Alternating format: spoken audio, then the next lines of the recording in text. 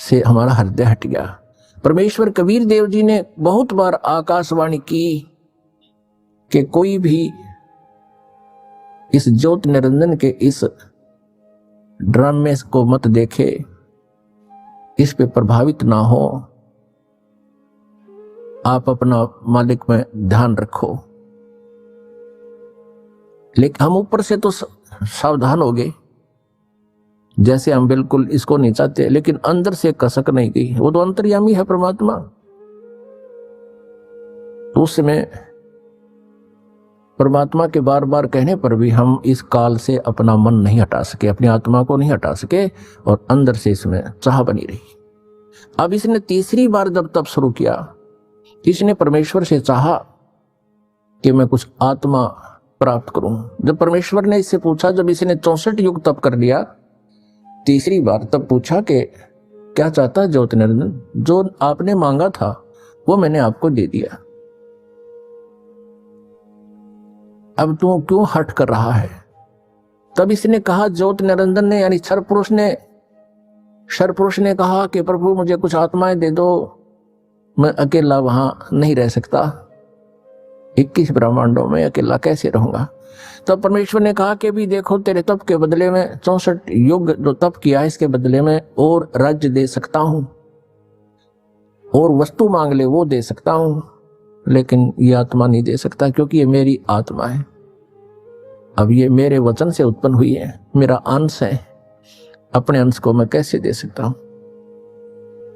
लेकिन परमात्मा ने एक ऑप्शन रख दिया कि इसमें एक ऑप्शन है कि यदि वो स्वयं स्वेच्छा से कोई जाना चाहता तेरे साथ तो जा सकते हैं, लेकिन मैं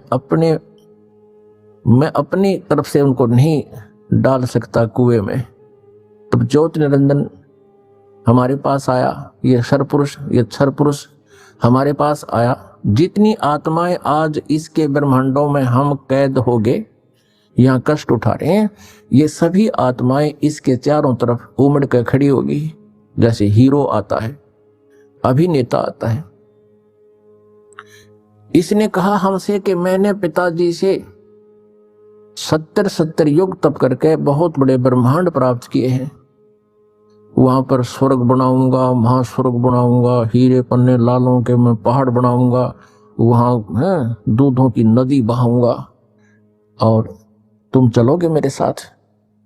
अब हम तो पहले ही उसको चाह रहे थे, चाहे वो कुछ भी ना बनाता, उसको चाह रहे थे, उसके ऊपर आसक्त हो चुके थे। तो सभी ने कहा कि हम तैयार हैं आपके साथ चलने को, लेकिन यदि पिताजी आज्ञा दे देंगे तो हम जा सकेंगे। इस क्षर पुरुष ने परमेश्वर कबीर देव जी से, पूर्ण ब्रह्म से, परम अक्षर ब्रह्म से प्रार्थना की। आकर के वापस प्रभु के पास जाकर के करबद्ध खड़ा होकर के कहा कि परमेश्वर, कुछ आत्माएं मेरे साथ जाने को सहमत है। परमात्मा ने कहा, परमेश्वर कबीर देव जी ने कहा कि मेरे सामने हाँ भरवा दे, तब मैं मानू, तब भेज दूंगा। अब परमेश्वर आए, कबीर देव जी हमारे पास, साथ में ज्योति निरंजन भी आया। परमेश्वर कबीर देव जी ने, परम अक्षर ब्रह्म ने पूछा कि आत्माओं जो ज्योति निरंजन के साथ यानी क्षर पुरुष के साथ जाना चाहते हैं, वो हाथ खड़ा करके स्वीकृति दे। अब अपने पिता के सामने हिम्मत नहीं पड़ी किसी भी आत्मा की इतना ढीठपना करें, सबने नीची गर्दन कर दी। तब परमेश्वर ने कहा कि अरे ज्योति निरंजन, अरे क्षर पुरुष, आप तो कह रहे थे कुछ आत्माएं तैयार हैं, ये तो कोई भी नहीं बोल रहा, सन्नाटा छा गया। तब एक आत्मा सबसे पहले खड़ा हुआ। उसने सोचा कहीं हम रह जाएं यहीं पर। उसने खड़ा होकर कहा कि पिताजी, हाँ, उसने हाथ खड़ा किया कि पिताजी मैं जाना चाहता हूं। फिर तो हम जैसे सारे सोचा कदे हम पीछे रह जाएं, हमने भी सब न कर दिया, ऐसे सब ने हाथ खड़े कर दिए। जितने भी खरबों अनगिन यहाँ पर आए हुए हैं, अकाउंटिंग नहीं कर सकते, इतने जीव आगे इसके लवा से। परमात्मा के पास तो सब अकाउंटिंग है, सब उनकी डिटेल है, लेकिन हम नहीं कर सकते जीव संज्ञा। जितने भी 21 ब्रह्मांड में प्राणी हैं, ये सब सतलोक से आए हैं, चाहे चींटी है, चाहे हाथी है, रंक है या राजा है, किसी भी पशु पक्षी की योनि वो जीव जंतु की भोग रहा है। तब परमेश्वर ने कहा भी ठीक है, ज्योति निरंजन, जिन जिन ने तेरे साथ आने का हृदय से चाह की है, सब इच्छा से तेरे साथ जाना चाहते हैं, उनके सबके नंबर नोट मैंने कर लिए, वो मेरे पास है। आप जाओ अपने ब्रह्मांडों में, क्योंकि ये ब्रह्मांड पहले वहीं थे सतलोक के एक लास्ट कोने में, बिल्कुल एकांत स्थान पर सतलोक में, और हम रह रहे थे उस मेन सतलोक में। जैसे एक तो बाहरी विलेज हो दिल्ली क्षेत्र के, दिल्ली राज्य के एक शहरों का स्थान, बीच में मध्य स्थान हो, हम वहां रह रहे थे। और इस काल के थे बाहरी दिल्ली, समझ लो वहां 21 ब्रह्मांड थे। ये निरंजन चला गया वहां पर अपने ब्रह्मांडों में, ये क्षर पुरुष, इसको ज्योति निरंजन भी कहते हैं, इस काल, इसको काल भी कहते हैं। आगे चल के ये इसके कई नाम रखे जाएंगे इसी कहानी में। तो उधर से परमात्मा ने क्या किया, जिस आत्मा ने सर्वप्रथम हाथ खड़ा कराया था, स्वीकृति दी थी क्षर पुरुष के साथ जाने की, परमेश्वर ने उसका एक युवा स्त्री रूप बना दिया, लेकिन उसको प्रजनन इंद्रिय नहीं लगाई।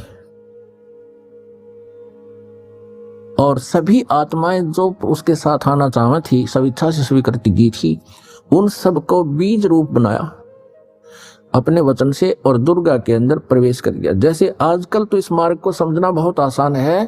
ये डॉक्टर लोग क्या करते हैं, जैसे बताते हैं कि 1 ग्राम ब्लड में कितने 80 लाख 50 लाख जीवाणु तो एक टाइप के होते हैं, अन्य और टाइप के, और उस ब्लड को दूसरे में डाल दिया जाता है, या तो वो और बढ़ जाते हैं, दूसरे में डाले जा सकते हैं ऐसे जीवाणु भी। तो ऐसे ये व्यवस्था समझो, परमात्मा ने इस लड़की जो युवा बनाई थी उसका नाम रख दिया प्रकृति देवी। उसको माया भी बोलते हैं, आदि माया। प्रकृति देवी कहो, आदि माया कहो। आगे चल के यही अष्टंगी कहलाई और यही दुर्गा कहलाई। अब इसको श्री दुर्गा कहें। श्री दुर्गा जी के शरीर में प्रवेश कर दिया सभी आत्माओं को, और कहा बेटी मैंने तेरे को आशीर्वाद दे दिया है। परमेश्वर ने कहा कि बेटी मैंने तेरे को आशीर्वाद दे दिया है, और सभी आत्माएं तेरे अंदर प्रवेश कर दी हैं, और आप वहां जाइए ज्योति निरंजन के पास, और जितने भी वो जीव कहे अपने वचन से उत्पन्न कर दिए, नर और मादा ये कहकर, उतने ही वो सामने प्रकट हो जाएंगे। और परमेश्वर ने अपने पुत्र सहजदास को, जो उन 16 पुत्रों में से जो सर्वप्रथम उत्पन्न किए थे उनमें से एक था, सहजदास से कहा कि पुत्र अपनी बहन को साथ ले जाओ और इस ज्योति निरंजन के पास छोड़ आओ, क्षर पुरुष के पास छोड़ आओ। इसको क्षर पुरुष भी कहते हैं, ज्योति निरंजन भी कहते हैं। यही आगे चल के गीता में जो कहता मैं काल हूं, ये वो काल है, वहां छोड़ आओ। क्षर पुरुष को बता देना कि परमात्मा ने, यानी मेरी तरफ से कह देना कि इसके शरीर में सभी आत्माओं को प्रवेश कर दिया है, और इसको वचन दे दिया है, आशीर्वाद दे दिया है, इसको शक्ति दे दी है, इसको वरदान दे दिया है कि जितने जीव तू चाहेगा, नर और मादा, ये लड़की प्रकृति देवी ये उत्पन्न कर देगी।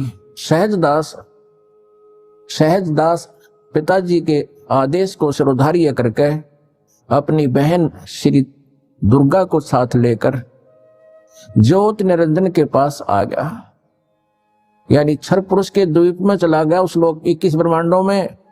उससे कहा कि ये बहन है, और इस बहन के शरीर में परमात्मा ने सभी आत्माओं को प्रवेश कर दिया है। अब सहजदास ने क्षर पुरुष से कहा कि पिताजी ने ये बहन भेजी है दुर्गा, इस श्री देवी के शरीर में वो सभी आत्माएं प्रवेश कर दी हैं, और इसको परमेश्वर कबीर देव जी ने वरदान दे दिया है कि जितने जीव तू चाहेगा ये वचन से उत्पन्न कर देगी। ऐसा कहकर के वो सहजदास उस लड़की को वहां छोड़कर वापस आ गया।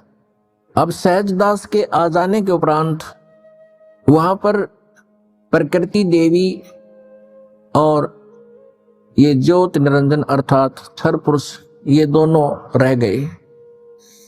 अब लड़की युवा होने के कारण उसका